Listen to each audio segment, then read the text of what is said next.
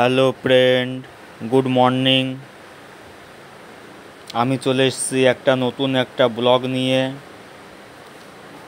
আমরা একটু চলে এসেছি উত্তরপ্রদেশের ঝাঁসি একটা পার্কে মর্নিং ওয়াক করতে। তোমরা সবাই ভিডিওটা স্কিপ না করে শেষ পর্যন্ত দেখবে।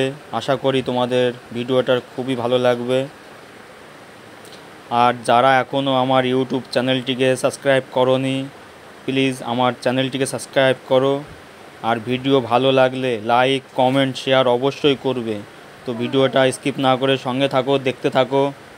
ওকে, চলো এদিক ওদিক ঘুরে একটু দেখা যাক। এই ফলটাকে হয়তো সবাই চেনো, এটা বকুল ফল। অনেকে খেয়েছো, আমিও খেয়েছি। আমি যে স্কুলে পড়তাম সেই স্কুলের সামনেই বিশাল বড় বড় গাছ ছিল। স্কুলে যখন যেতাম গাছের নিচে বকুল ফলগুলো খুঁটে খুঁটে খেতাম, আর এই বীজ দিয়ে বাসি তৈরি করতাম। যাই হোক, ঘুরে ঘুরে দেখো দেখো কত বকুল ফল ধরেছে গাছে। একটু চারি সাইডটা ঘুরে ঘুরে দেখা যাক কোথায় কি আছে। সঙ্গে থাকো, দেখতে থাকো।